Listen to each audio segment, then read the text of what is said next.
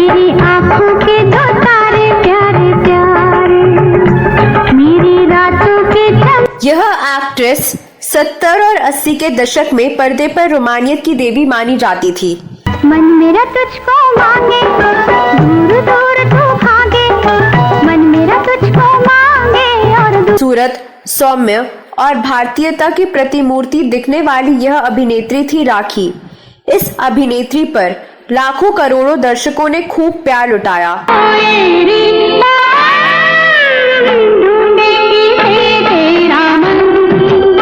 उस समय के कई हैंडसम एक्टर इस अभिनेत्री की सुंदरता पर मरते थे, पर वह मरमटी एक शादीशुदा शायर पर।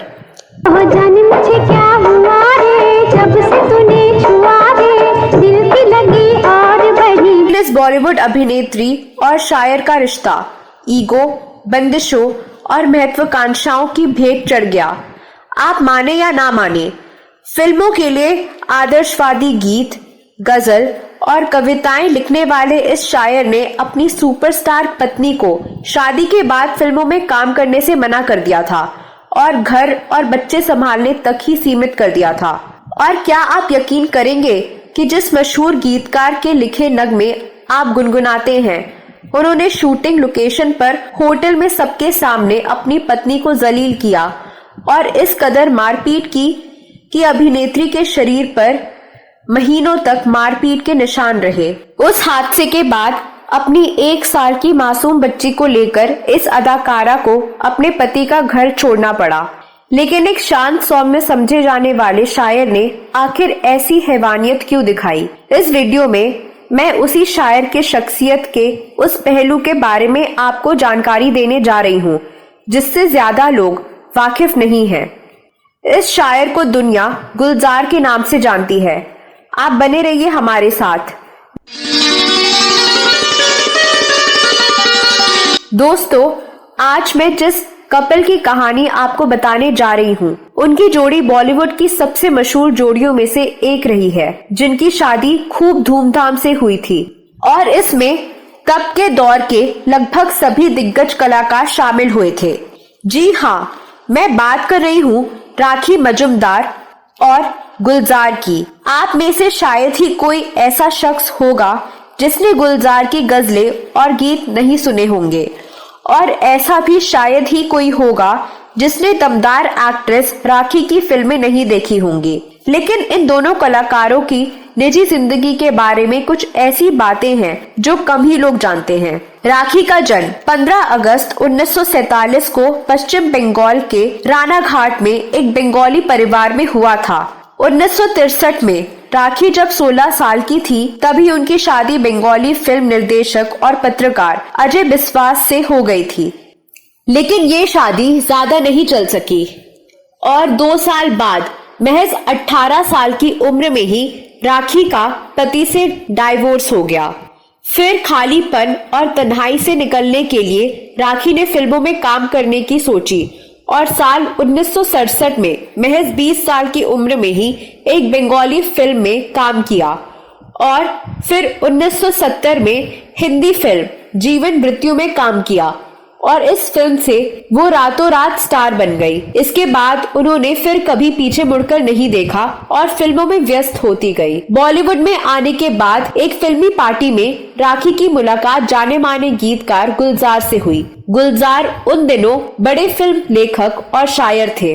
बताते हैं कि एक ही नजर में गुलजार राखी के दीवाने हो गए थे और धीरे धीरे उन्हें पसंद करने लगे थे। गुलजार राखी के बंगाली कल्चर और नेचर से इम्प्रेस थे, तो वहीं राखी गुलजार की मल्टी टैलेंटेड पर्सनालिटी और शेरो शायरी पर फिदा थी। दोनों कुछ समय बाद ही एक दूसरे को डेट करने लगे और उसके बाद दोनों ने शादी कर ली। दोनों की शादी खूब धूमधाम से हुई और उनकी शादी में राजेश खन्ना, डिम्पल कपाड़िया, दिलीप कुमार, अमिताभ बच्चन और जितेंद्र जैसे तमाम बड़े स्टार्स शामिल हुए थे। हालांकि जानकार बताते हैं कि इस शादी की नींव कुछ अजीबोगरीब शर्तों पर रखी गई थी। दरअसल शादी के पहले ही गुलजार ने ये शर्त रख दी थी कि राखी को शादी के बाद फिल्मों से संन्यास लेना होगा और एक घरेलू महिला की तरह घर में रहना होगा। राखी तब गुलजार के प्यार में इस कदर दीवानी थी कि उन्होंने दबे मन से ही लेकिन ये शर्त मान ली थी। लेकिन उन्हें फिर भी उम्मीद थी कि गुलजार जो फिल्म बनाते हैं उन फिल्मों में वो उन्हें शायद काम करने की इजाजत दे देंगे। लेकिन शादी के बाद ऐसा नहीं हुआ। बताया जाता है कि राखी की रिक्वेस्ट के बावजूद गुलजार ने उन्हें अपनी किसी भी फिल्म में साइन नहीं किया और साफ कह दिया कि तुम घर में रहो।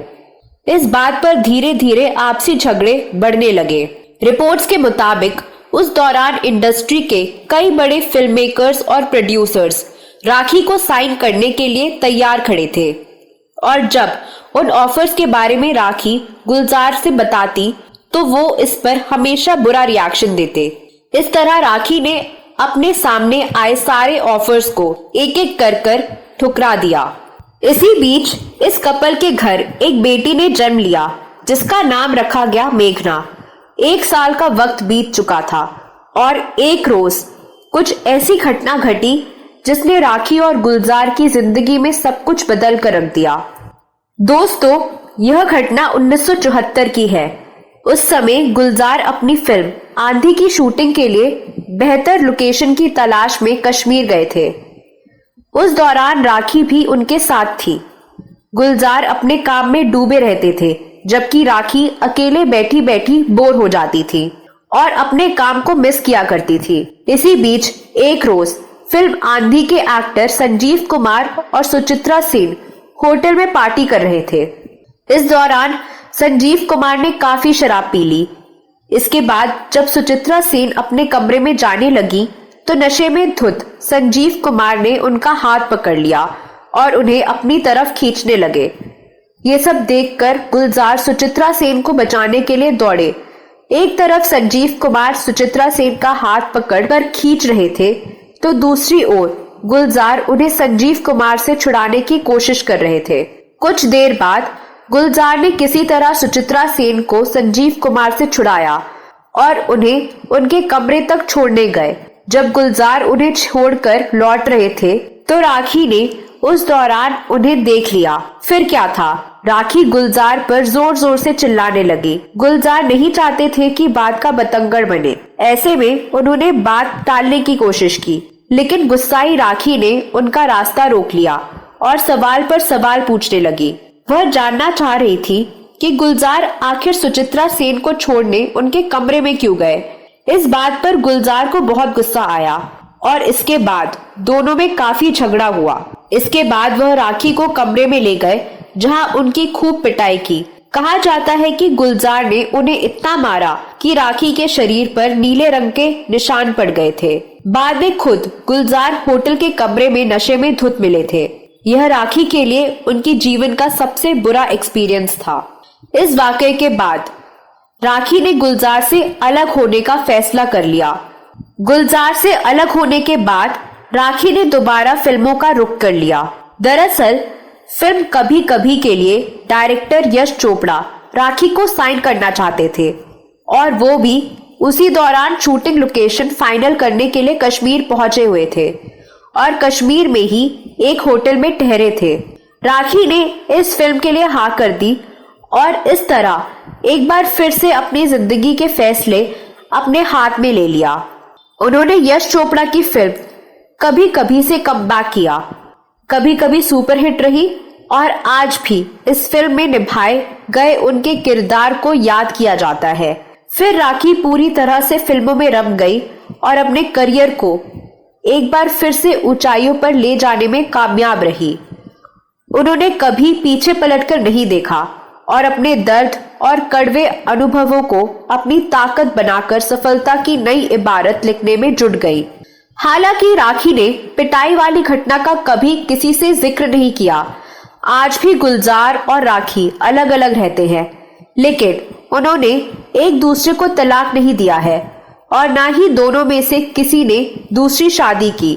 बताते हैं कि बेटी मेघना के लिए राखी ने ये फैसला किया था और हर खास मौके पर दोनों ही बेटी के साथ ही होते हैं।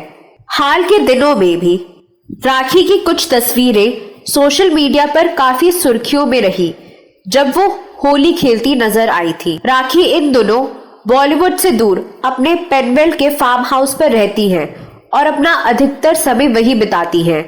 वह फार्म हाउस पर खेती करती हैं और जानवरों को पालती हैं। यहाँ एक बात गौर करने वाली है कि शब्दों से शहद सी मिठास खोल देने वाले गुलजार हकीकत में कितने कमजोर और हिंसक साबित हुए। गुलजार के लिखने का हर एक लहजा बेहद नर्म है, जो मखमल सा एहसास देता है, लेकिन असल जिंदगी में इसके ठीक उलट तस्वीर दिखने को मिली। हमेशा सफेद कपड़ों में नजर आने वाले गुलजार ने एक सवाल के जवाब में एक बार कहा था कि गीत लिखना मेरा पेशा है। तो दोस्तों, यह वीडियो कैसा लगा जरूर बताएं। राखी और गुलजार के बारे में आपके पास कोई और जानकारी है तो कमेंट बॉक्स में अवश्य लिखें। अगले वीडियो में मैं फिर फिल्मों, गीतों और फिल्मी हस्तियों से जुड़ी कोई नई कहानी या नई जानकारी लेकर हाजिर हो जाऊंगी। तब तक के लिए नमस्कार।